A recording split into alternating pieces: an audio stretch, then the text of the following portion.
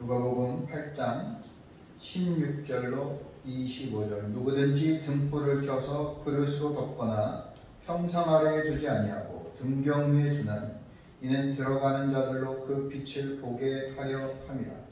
숨은 것이 장차 드러나지 아니할 것이었고 감추인 것이 장차 알려지고 나타나지 않을 것이 없느니라.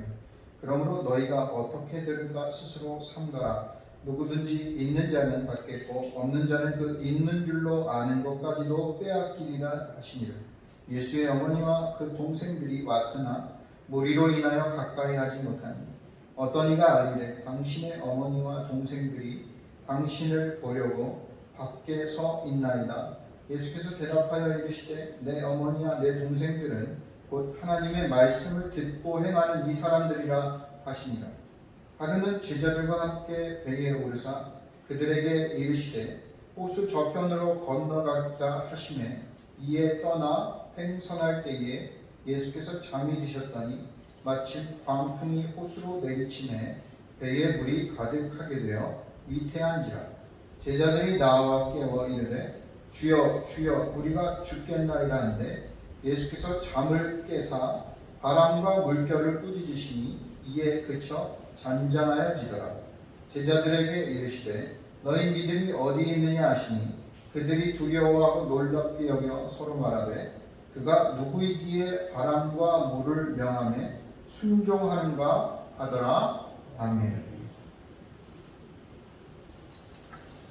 지난주에 본문 우리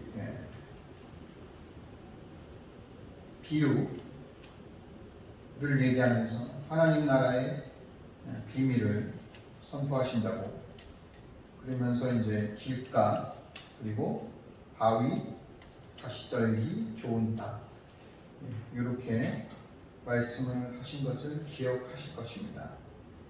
근데 오늘은 그것과 이어져서 16절 누구든지 등불을 켜서 그릇으로 덮거나 평상 아래 두지 아니하고 등경 위에 두나니 이는 들어가는 자들로 그 빛을 보게 하려 함이라. 이렇게 얘기합니다.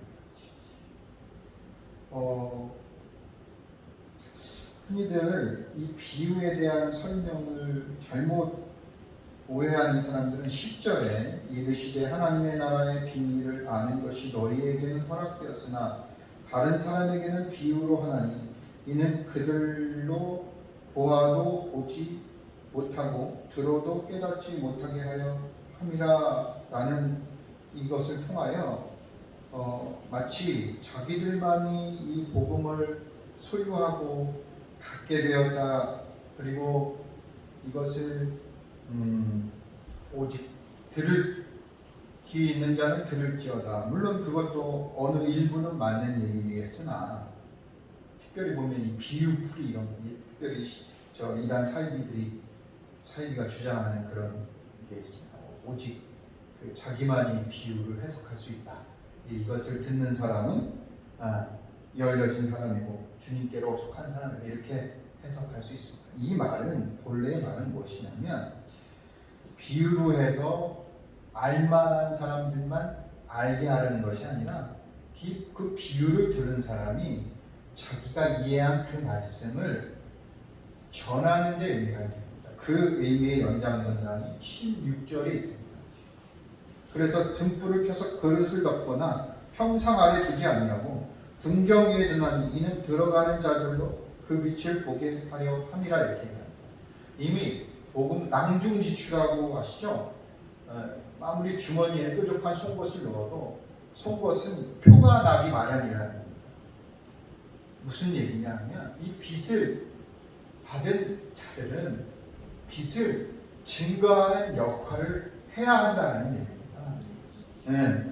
그러니까 제자들, 그래서 이것이 대중들에게는 못 알아들었던 얘기를 이후에 비유를 주님께서 해석을 해주시죠. 다른 본문들을 보면 그 장면이 나옵니다.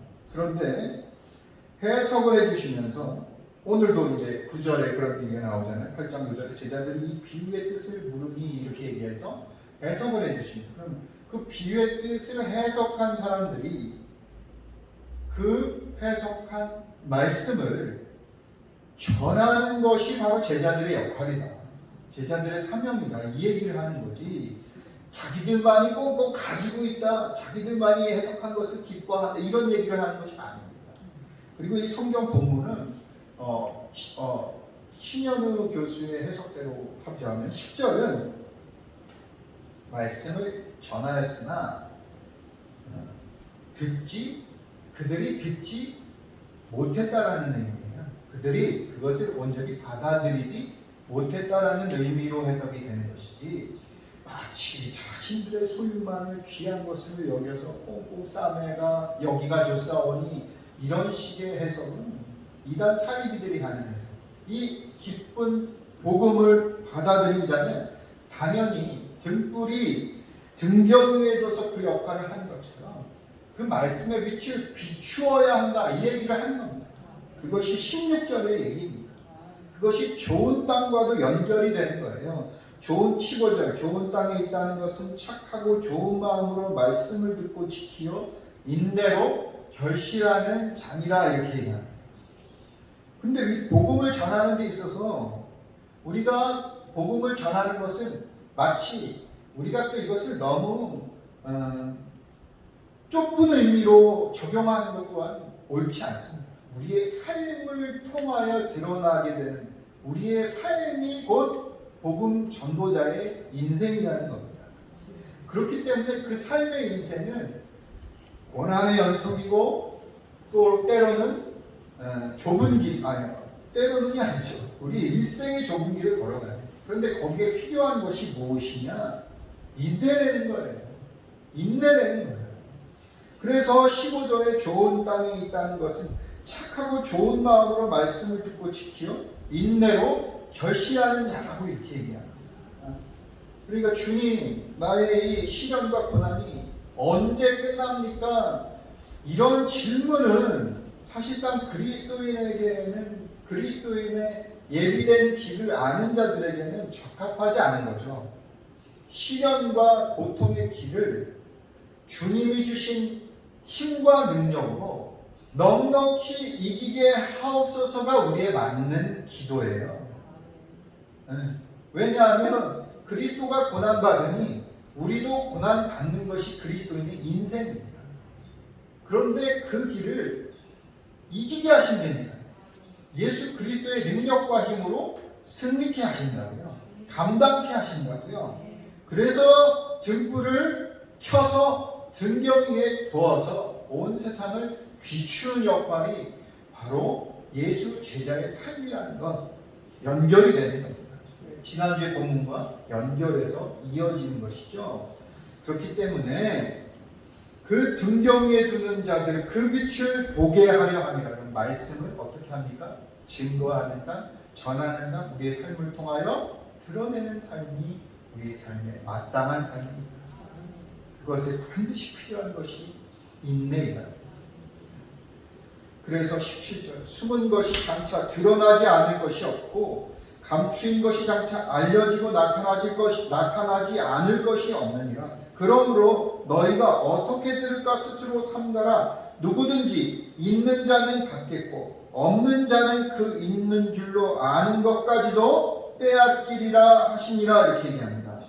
여기서 우리가 또한 변화된 삶을 통하여 우리가 성화의 길로 나아가는 길에 있어서 우리의 온전한, 우리의 올바른 삶의 자세가 무엇인지를 설명하고 있습니다. 되게 보면 예수 믿고 천국 간다라는 복음은 그 복음으로 국한되어서 자신의 삶을 다 이뤘다, 이렇게 해석하며 사는 사람들이 너무나 많아요. 그게 아니라는 거예요. 그리스도인의 삶은 예수 믿어서 끝나는 삶이 아니라 예수 믿음으로 시작하는 삶입니다. 우리는 그저 착각합니다. 왜요? 천국 티켓을 확보했다라는 것에 의미를 두고 있기 때문에 그렇습니다. 그것 또한 확보한 것이 아니라 하나님께서 주신 선물인 거죠. 마치 이스라엘 백성들을 택하신 이유와 목적들을 이스라엘 백성들이 착각하는 것과 마찬가지로 우리가 구원받은, 하나님의 은혜로 구원받은 그 이유와 목적이 우리의 힘과 능력으로 성취했다라고 착각하는 사람들이 너무나도 많은 거예요. 그러니까 선민의식, 율법주의, 바리새인적 삶들이 우리의 삶에 그냥 곳곳이 드러나게 됩니다.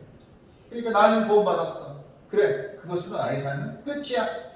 이게 아니라는 거예요. 그런데 이스라엘 민족을 택하게 하신 것은 열방을 구원으로 인도하시는 것이 그 목적이랍니다. 그렇죠. 근데 이스라엘 백성들은 오직 어디에 사로잡혀 있습니까? 주님이 자신을 택한 백성이라는 그 혈통과 어떤 그 주님 서민 사상에 깊이 빠져 있다 보니까 본연의 목적과 본연의 삶의 이유를 잃어버리게 돼요. 그래서 뭐예요? 받은 자는 어떻게 해야 합니까? 그 받은 것을 나눠줘야죠. 열매를 맺으려 합니다. 뿌리면 좋은 땅에서 열매를, 100배 열매를 맺는 것이 우리네 역할인 거예요. 우리네 삶이라는, 그리스도인의 삶이라는 거예요. 근데 그러지 않고 한 달란트 받은 사람처럼 한 달란트만 꽁꽁 감추고 있는 것이 그리스도인의 모든 것이라고 생각하는 많은 착각하는 그리스도인들이 지난 세월 동안의 한국교회의 모습이에요. 나만 구원받으면 되지. 내 가족만 구원받으면 되지.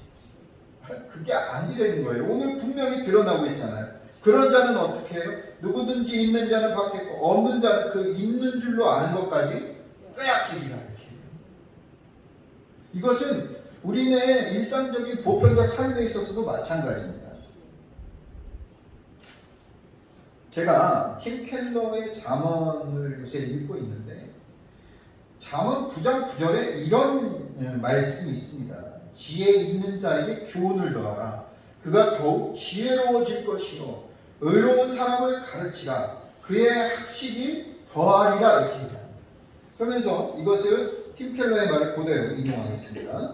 삶의 역경과 시련과 고생을 통해 우리를 침범하고 우리의 약점과 미련함을 드러내준다 이렇게 얘기합니다. 쉽게 얘기하면 고난이 우리의 약점과 미련함을 그대로 드러내주는 역할을 한다는 거예요. 우리 인생에 있어서 어떤 시련과 아픔들이 다가오면 우리의 약함과 미련함이 그대로 적나라하게 드러난다는 거예요. 그런데 여기서 지혜의 반대는 미련함인데 미련함 쪽에 있는 사람이 가까이 할수록 미련함에 가까울수록 매사를 평소 자기 생각이 옳았다는 식으로 해석하게 된다 이렇게 이 매우 중요한 통찰입니다. 기준이 뭐냐? 미련한 사람 시련이 오면 어떻게 받아들이냐면 거봐 내 말이 맞지? 내가 그랬잖아 이렇게 주장한다는 거예요. 그러면서 그 이후에 하는 행동들이 우리를 아주 힘들게 하죠. 그러다가 일이 틀어지면 자신의 문제를 타인과 환경 탓으로 돌린다 이렇게 얘기합니다. 이게 미련한 자의 특징이라는 거예요. 자기의 기준과 해석을 절대적으로 보고요. 거봐. 그래서 내가 내 말이랬잖아. 분명히 그런 일들이 일어난다고 했잖아. 근데 내 말 안 듣고 그러니까 이렇게 얘기해요. 그렇잖아. 그러면서 누구 탓을 하는 거예요? 상대방 탓을. 그리고 아유 내 팔자 이런 건 뭔 얘기예요? 나 자신의 환경을 탓합니다. 그러면 마음이 유연해지기는커녕 완고해지고 다른 사람의 조언에 전보다 더 마음이 다치게 된다. 왜 그럽니까? 자신의 의가 절대적 기준이니까. 미련한 자는 거기에 대해서 쉽게 인정하고 받아들이지 않는다는 습성이 있는 거죠. 왜? 내 말대로 안 해서 결과가 이렇게 됐지. 그렇게 된 건 네 탓이야. 그리고 내가 이렇게 안 된 거는 무슨 탓이야? 이 사회와 환경 탓이야. 이렇게 탓하는 사람들을 대표적으로 미련한 자들이고 마음이 완고한 자들이라는 거예요. 이 마음이 중요한 것은 오늘 본문의 15절에 지난 본문이죠. 착하고 좋은 마음으로 말씀을 듣는다라는 것과도 연결이 되는 거예요. 그럼 꼭 지혜로운 사람은 뭐예요? 지혜로운 사람은 그 마음같이 착하고 좋은 마음이다. 그러므로 말씀을 들을 자세가 되어있다. 이 얘기랑 연결이 됩니다. 계속해서 팀 켈러의 얘기를 제가 소개하자면 지혜 있는 자에게 교훈을 더하면 더욱 지혜로워지지만 거만한 자에게 무슨 말이라도 하려 했다가는 전보다 더 나빠진다. 예수님은 이 원리를 무릇 있는 자는 받아 넉넉하게 된다고 밝히셨다. 지혜가 많은 사람일수록 인생길의 구비마다 지혜를 더 얻는다. 지혜가 없는 사람일수록 그 어떤 것에서도 배우지 못한다. 어떤 대가를 치르더라도 자기 실수와 남의 비판으로부터 배우라. 이렇게. 보편적인 잠언은 뭐예요? 잠언은 교훈이라는 뜻이잖아요. 이 솔로몬의 잠언은 그리스도 아닌 사람들도 많이들 좋아하는 격언이자 교훈들입니다. 그런데 이 지혜에 있어서도 마찬가지입니다. 지혜를 쉽게 얘기해서 남이 나를 책망하거나 남이 나를 어떤 말로 교훈하려 할 때 지혜로운 자는 지혜가 많은 사람일수록 그것이 자신의 유리한 쪽으로 양분을 빨아들인다 이런 얘기예요. 더하게 되는 있는 자는 받는 거예요. 계속해서 오늘 말씀에도 마찬가지예요. 있는 복음을 들은 자, 은혜의 깊이를 아는 자들은 점점점 더하여 전하여진다. 받고 계속해서 깊이가 더해지는 거예요. 신앙이 자라나가는 거예요. 그런데 한 달란트 받은 자의 비유가 마찬가지예요. 그렇죠? 꽁꽁 싸매는 거예요. 내가 있는 것을 지키려 하는 거예요. 지키려 하는 거예요. 그것만이 모든 것이라고 생각하는 거죠. 그러면 더 이상 성장할 수가 없습니다. 성숙할 수가 없습니다. 열매를 맺을 수가 없습니다. 내 마음이 너그러워지고 자비로워지지 않으면 타인에게 복음을 전하고 그리스도의 삶을 통하여 그리스도를 증거하는 역할을 감당하는 것이 마땅할진데 그렇지 않다는 거예요. 완악하면 완악할수록, 갇혀있으면 갇혀져 있어요. 있는 것까지도 빼앗기게 되는 것. 이것이 세상적인 논리고 세상에서 살는 지혜도 그렇고 우리 복음 그리스도인으로서 살아가는 우리의 자세도 마찬가지예요. 그러므로 우리는 어찌돼? 받은 만큼 더 주라. 계속 주라. 그래서 깊은 은혜를 받은 자는 더 복음을 증거하고 전해야 마땅한 말이다라는 얘기를 하는 거예요. 그래서 주님이 달란트 비유에서 아주 냉혹한 얘기를 하시죠. 그에게서 그 한 달란트를 빼앗아 10달란트 가진 자에게 주라. 무릇 있는 자는 받아 풍족하게 되고 없는 자는 그 있는 것까지 빼앗기리라. 마태복음 25장 28절 말씀.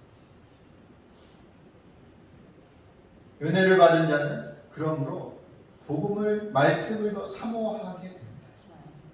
그러므로 우리에게 필요한 것은 무엇이냐? 하나님의 전적인 은혜입니다. 그 갈급함이 하나님, 그래서 지난 수요일날 우리 고넬료를 함께 나누면서 고넬료가 그 이방인으로서 최초로 성령의 놀라운 은혜를 받은 그 가정이 전체가 다 뒤집어지잖아요. 그런데 그 역사를 경험하게 된 그 이전의 배경들을 설명한 것 중에 뭐예요? 고넬료는 기도와 구제의 사람이었어요. 하나님을 경외하는 사람, 온 집안이 하나님을 경외하는 자였다. 또한 그는 경건한 자였다라고 얘기해요. 아는 사람이 더 무서워요. 고기도 맛본 사람이 그 맛을 아는 것처럼 은혜를 맛본 사람은 그 은혜를 더욱더 사모하게 됩니다. 그러면 은혜의 자리를 더욱더 깊게 찾아 들게 되어 있습니다. 마치 사슴이 신의 물을 찾아 헤매이듯이 내 영혼 주를 찾기에 갈급한 인생이 되어버린다는 거예요. 그리고 우리에게 그것을 점검해요. 고난과 시련이 주님을 향한 갈급으로 이어진다. 그것은 하나님 주신 놀라운 축복이자 은혜라는 거예요. 그러므로 고난은 우리에게 유익인 거죠. 고난을 회피하면 안 돼요. 고난을 이기게 해달라고 하나님께 매달려 나가는 거예요. 그 뒤에 희한하게 오늘 절묘하게 마치 22절 이유가 새로운 단락의 출발로 이어지는데 아니에요. 말씀이 다 이어지는 거예요. 누가가 생각해서 기록한 겁니다. 뭐예요? 풍랑이 일어나는 사례들을 얘기하는 거예요.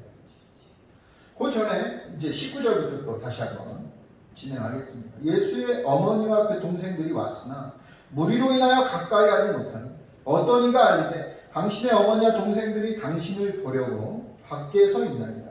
예수께서 대답하여 이르시되 내 어머니와 내 동생들은 곧 하나님의 말씀을 듣고 행하는 이 사람들이라 하시니라 이렇게 얘기합니다.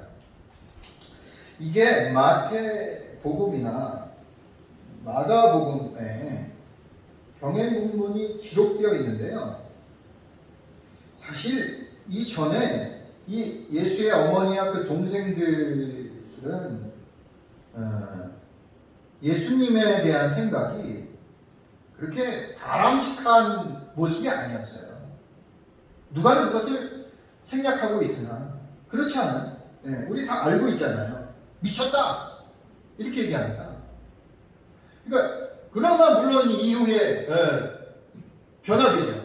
그러나 아직 그 과정이었다는 거예요. 자 보세요. 근데 이 본문을 우리는 누가가 지금 어떤 시대를 살고 있느냐에 대한 그 시대적 배경을 관점으로 누가가 그럼 과연 그 시대의 초대교회의 교인들에게 이 말씀을 전하려는 의도는 무엇인가라는 부분에 집중할 필요가 있다는 거예요.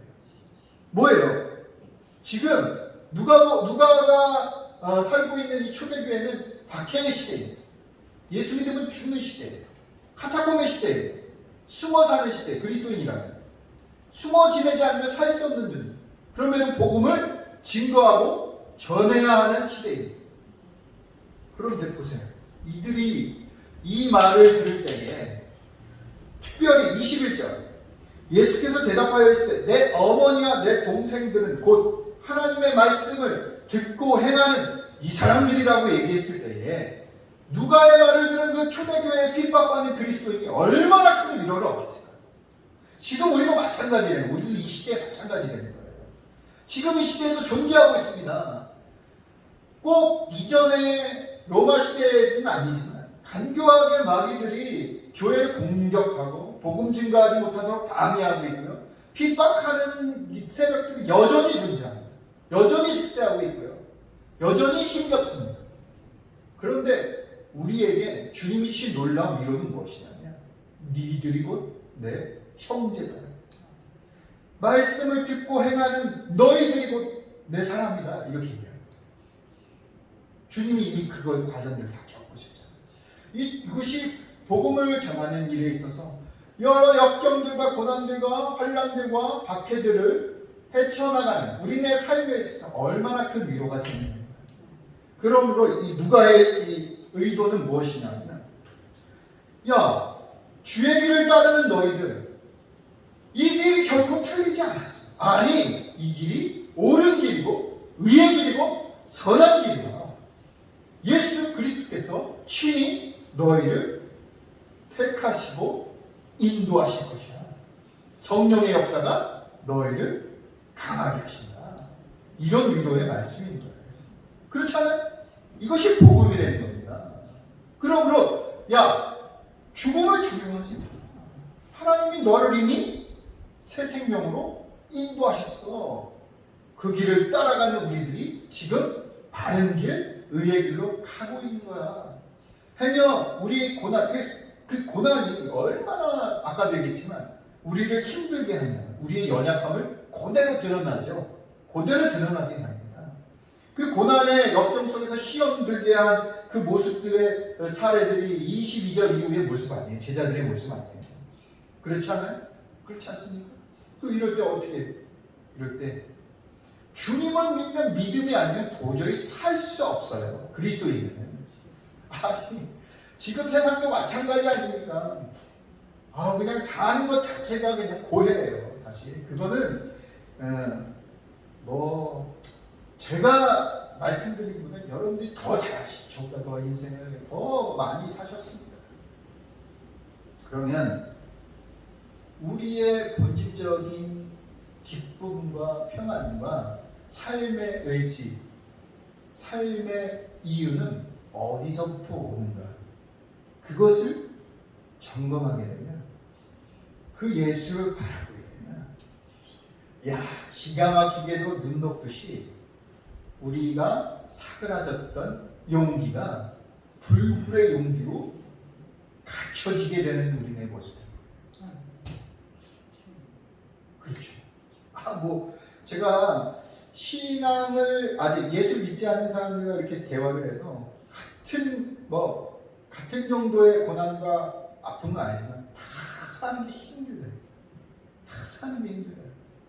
그는 이런 환상을 또 가지고 있어요. 제가 그 환상이라고 해요.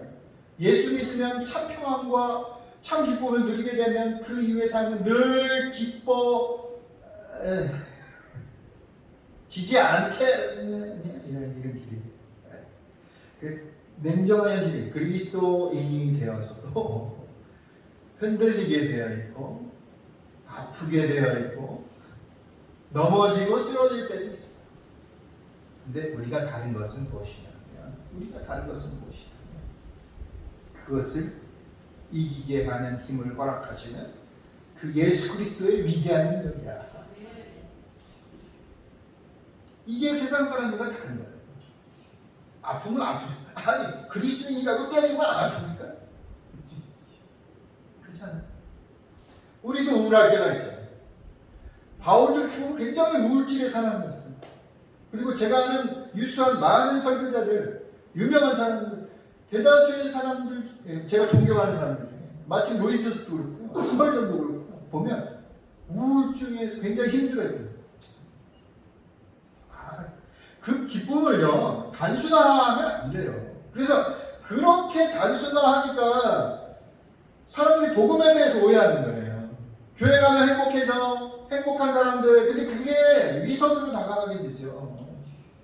아니에요. 힘든데 그것을 이기는 능력을 허락하시는 그 하나님을 믿고 나가는 거죠.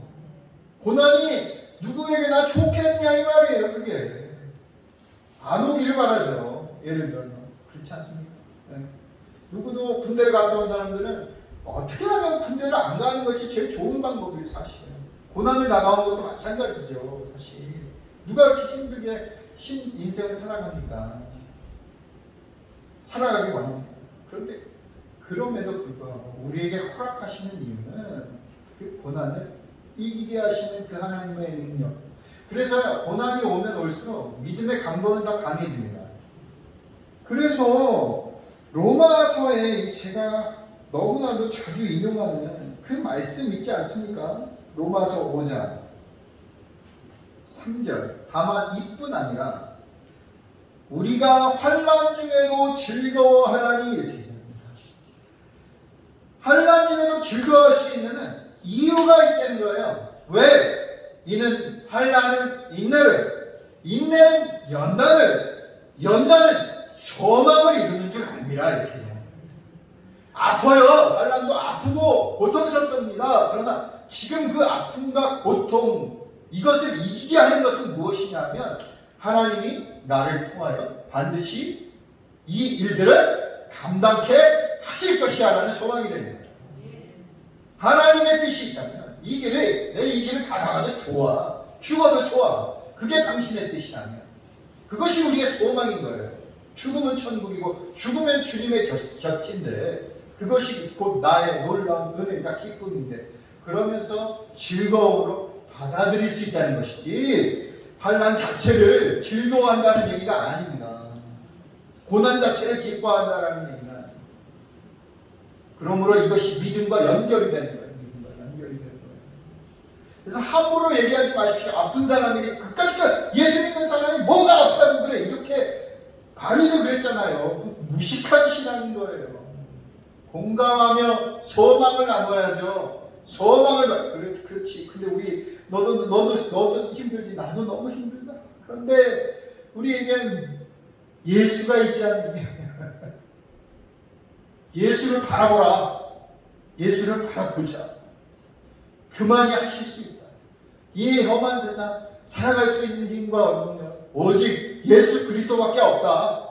그를 붙들고 의지하자. 우리 서로 함께 그를 위하여, 너를 위하여 예수 바라보며 기도하자. 나를 위하여 너도 기도해줘라. 이게 교회 공동체라는 거예요. 이게 교회 공동체라는 겁니다. 이게 교회 공동체. 좌절할 수 있어. 낭망할 수 있어. 그래서 끊임없이 낙심하지 말라 얘기하고 좌절하지 말라 얘기하고 그건 역으로 보면 낙심하고 좌절할 수 있다라는 얘기거든요. 아니 낙심하고 좌절하게 된다라는 얘기거든요. 그럴 때일수록 어떻게 합니까? 우리에게 철저한 솔루션. 너무나도 뻔한 대답이지만 이것은 너무나도 귀한 가치인 거예요. 뭐예요? 예수를 바라보라. 2절 이유가 그거예요. 그 사례를 얘기하고 있는 겁니다. 과연 예수는 누구시길래? 예수는 하나님 나라의 통치자시죠. 만왕의 왕이시죠. 만물을 주관하시는 그 하나님이시죠.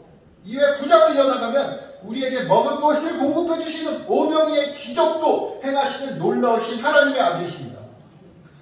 9장 20절로 향하게 되는 이 과정인 거예요. 이 모든 것들이 다 뭐예요? 주는 그리스도시다 이렇게 얘기해요. 마태복음 16장에는 베드로가 이렇게 얘기합니다. 너희는 나를 누구라고 하냐? 주는 그리스도시요 살아계신 하나님의 아들이십니다. 그 믿음의 반석 위에 이 교회가 세워집니다. 내가 살 수 있는 것은 바로 그 믿음 때문에 그래요. 22절 하루는 제자들과 함께 배에 오르사 그들에게 이르시되 호수 저편으로 건너가자 하시매 이에 떠나 행선할 때에 예수께서 잠이 드셨더니 마침 광풍이 호수로 내리치매 배에 물이 가득하게 되어 위태한지라 제자들이 나와 깨어 이르되 주여 주여 우리가 죽겠나이다 하는데 예수께서 잠을 깨사 바람과 물결을 꾸짖으시니 이에 그쳐 잔잔하였으라. 제자들에게 이르시되 너희 믿음이 어디 있느냐 하시니 그들이 두려워하고 놀랍게 여겨 서로 말하되 그가 누구이기에 바람과 물을 명함에 순종하는가 하더라. 물론 우리의 삶에 적용할 때 이 연약한 제자들의 모습을 통하여 많이들 이 본문을 설교를 합니다만은 그것도 매우 중요한 적용입니다. 그러나 누가가 얘기하고자 하는 건 뭐예요?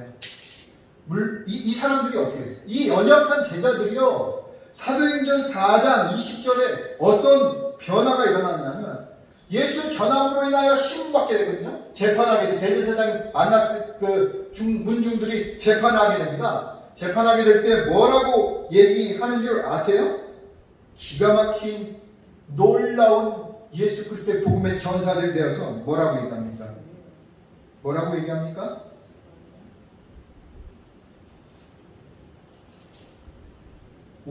우리는 보고 들은 것을 말하지 아니할 수 없다. 다 연결이 되죠. 누구든지 있는 자는 받겠고 좋은 땅에 있다는 것은 착하고 좋은 마음으로 말씀을 듣고 지키어 인내로 결실하는 자다. 우리가 보고 들은 것을 말하지 아니할 수 없다. 완전히 복음의 전사가 돼. 이게 사도라는 거예요. 이게 그리스도의 제자가 돼. 변화돼. 오순절 성령의 다락방 마가의 다락방의 역사를 통하여 완전히 변화돼. 제자들 사도들은 자신의 목숨과 자신의 어떤 더 귀한 가치보다 예수 그리스도가 더 귀하다는 것을 알고 실제로 이렇게 살았어요. 그래서 많은 열매를 맺게 된 거예요. 이 사례들을 통하여 사도행전 4장 12절에 우리 교회의 주제 성구가 무엇이죠? 다른 이로서는 구원을 받을 수 없나니 천하 사람 중에 구원을 받을 만한 다른 이름을 우리에게 주신 일이 없습니다. 요한복음에 격된 또 다른 말씀 있죠. 내가 곧 길이요 진리요 생명이니 나로 말미암지 않고는 아버지께로 갈 자가 없다 이렇게 얘기합니다. 그가 누구이기에 여기에 대한 대답이 뭐예요? 주는 그리스도시다. 주는 그리스도시여 살아계신 하나님의 아들이시다. 그 대답을 이끌기 위하여 이 기적들을 예화로 드는 거예요. 믿음과 연결이 되는 믿음과 연결이 되는 거예요. 그가 그리스도시라는 하나님의 아들이심을 마음으로 입으로 신뢰하여 주로 고백하는 이 과정들이 우리의 삶에 있어서 가장 근간이 된다면 우리의 삶에 있어서 그리스도인의 근간. 어려운 일들이 있습니다. 어떻게 합니까? 주 예수 그리스도를 믿음으로 말합니다. 그가 어떤 분이신지를 기억하십시오. 그리고 내가 그의 자녀라는 것을 고백할 때에 하나님은 당신의 자녀를 그냥 그렇게 내버려 두지 않으시는 분이시다. 그걸 믿음으로 나가십시오. 그렇다고 해서 믿는다고 가만히 있지 말고 듣고 행하라 이 말입니다. 아빠를 내리십시오. 모세의 지팡이를 내리듯이 그래야 요단강이 갈라지고 홍해가 갈라지는 역사를 나를 통하여 이루어지게 된다 이렇게 얘기합니다. 한 가지 사례를 더 얘기하겠습니다. 기사를 봤는데 어제 이 이혼율이 많아졌기 때문에. 그래서 어느 심리학자인가요? 그 사람이 건강하게 사는 부부관계 세 가지를 얘기하다가 제일 첫 번째에서 이렇게 얘기하더라고요.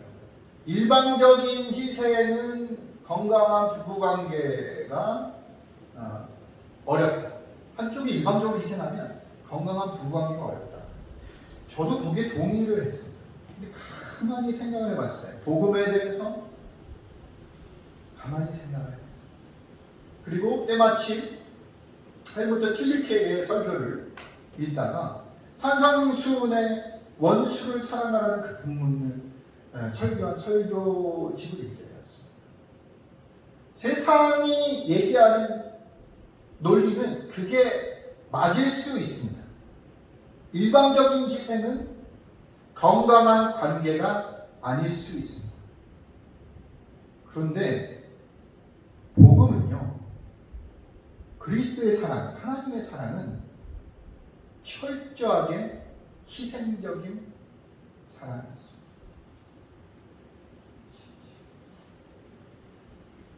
그 사람을 참 이게 쉽게 인정이 안 되죠.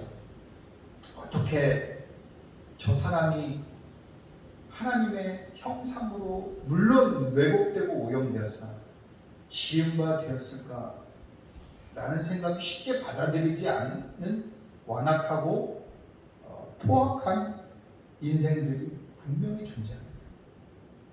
그런데 그 사람의 왜곡되고 흐트러진 마음을, 왜곡되고 흐트러진 모습을 보게 된다면 우리는 그 누구도 사랑할 수 없어요. 심지어 나를 사랑하신 그 사랑을 이해할 수 없어요. 그러므로 아까도 얘기했죠. 은혜를 받은 자는 그 사람이 아무리 왜곡되고 일그러졌어도 그 사람을 통하여 하나님의 모습을 찾으려 합니다.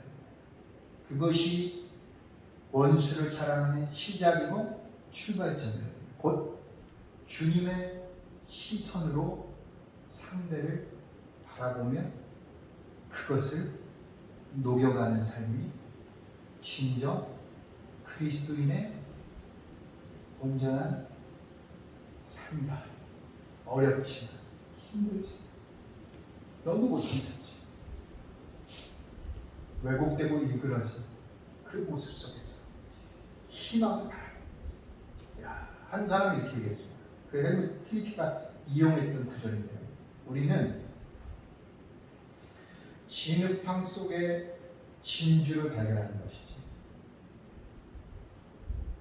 진주가 묻힌 진탕을 바라보는 것이 아니다. 사람을 바라볼 때도 그런 시선으로 바라보아야 한다. 근데 그것이 곧 착하고 좋은 마음이라는 거예요. 착하고 좋은 마음은 말씀을 듣고 지키어 인내하는 삶이에요. 놀라운 통찰력 이게 다 말씀이 다 이어지는 거예요. 전혀 동떨어진 얘기를 하는 게 아닙니다. 왜 버티라고 합니까? 왜 견디라고 합니까? 왜? 그 열매를 기대하는 하나님. 농부가 씨를 뿌려 추수 때를 기다리는 것과 마찬가지. 근데 그것은 뭐 마치 봄과 가을에 이런 세월이 아니잖아요. 그 뼈를 깎는 아픔이죠. 일생이 걸릴 수 있어요. 한 사람을 변화시키기 위해서 일생이 걸릴 수 있어요. 내가 죽고 난 다음에 그가 변화될 수 있습니다. 그것을 거두는 분은 예수 그리스도의 하나님의 능력과 계획 속에서 주님이 도구로 쓰시는 것이고, 그것을 하시는 것은 하나님이고 하나님의 주권이고, 우리는 이 땅을 그렇게 살아감으로 우리의 삶을 다하는 거예요. 그러므로 그 안에 하나님이 함께 하심으로 말미암은 세상이 줄 수 없는 참된 평강과 기쁨과 복이 있는 거예요. 그것을 기대합니다. 그 소망이 없다면 다 죽어요. 중간에 다 죽고 탈락하는 거예요. 사랑할 수 없음에 당신의 사랑으로, 당신의 시선으로 그를 바라보게 하옵소서, 이렇게 얘기하는 거죠. 이 세상에 이게 항상 우리 삶의 숙제예요. 항상 이런 식으로 너는 그럴 수 있어 얘기하면 전 쉽게 얘기고 선뜻 얘기 아니 오히려 그 반대 얘기할까. 주님 뭐 이렇게 어려운 미션을 우리에게 허락하시고 왜 이딴 식으로 살아가기 자꾸 힘든 거. 아니 주님은 주님이니까 아시지. 왜 우리 보고 자꾸 이런 일들을 경험해. 왜 자꾸 무리한 얘기를 자꾸 하는 거예요? 라고 이런 식의 반응이 마땅할 수 있습니다. 저는 그런 거에 있어서 충분히 공감합니다만 그러나 우리는 건강한 관계를 인생에서 우리 삶에 있어서 내가 유익하기 위한 나의 중심의 삶으로 하나님이 이 땅에 우리를 세우신 것이 아니라 나를 통하여 또 다른 삶이 변화되는 것, 하나님과의 관계가 올바라지는 것, 이것이 우리의 삶의 사명이라고 생각한다면 이것은 더할 나위 없이 귀한 가치인 거죠. 왜? 나를 통하여 그 한 사람이 하나님과의 관계가 변화될 수 있습니다. 나를 통하여 그 한 사람이 하나님과의 관계뿐만 아니라 내 이웃을 사랑할 수 있는 그 관계까지 놀랍게 변화될 수 있습니다. 우리는 꼭 신앙의 위대한 인물들, 무슨 손양원, 주기철, 물론 그분들도 세상이 감당할 수 없는 놀라운 일들을 하신 분들입니다. 그런데 무명의 사람들 있잖아요.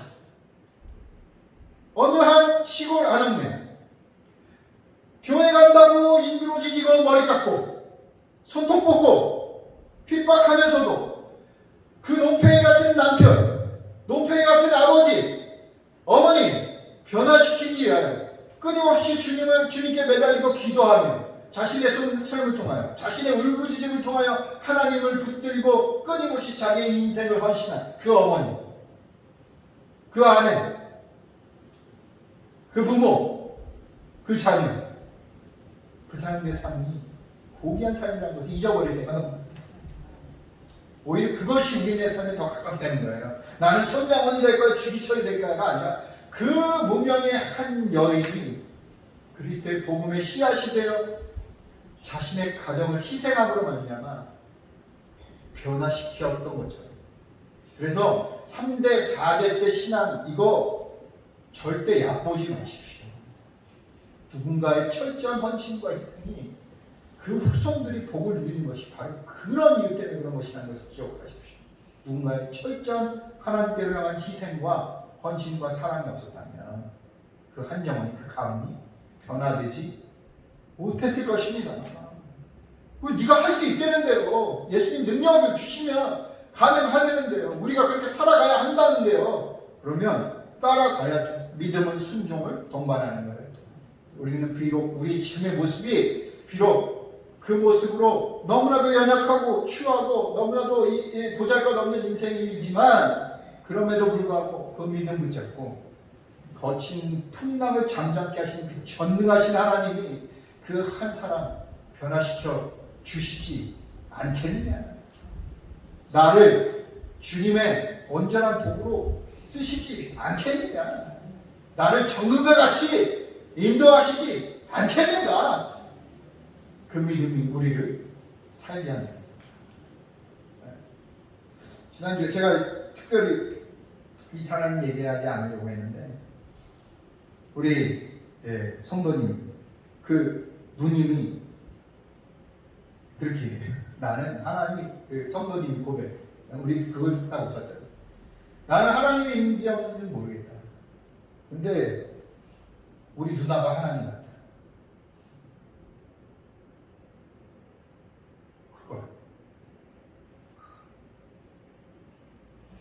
아직도 변화되지 않는 나의 모습 속에서 그 누나의 희생과 헌신은 하나님의 사랑으로 인하여 반드시 녹아져요. 이것이 하나님의 모습을 드러내는 거예요. 그게 하나님을 증거하는 삶이죠. 그 삶의 신앙이 결국은 하나님을 인정하는 삶이에요. 누구를 위한? 누나를 통하여. 이제 우리에게 적용합시다. 누구를 위한? 나를 통하여.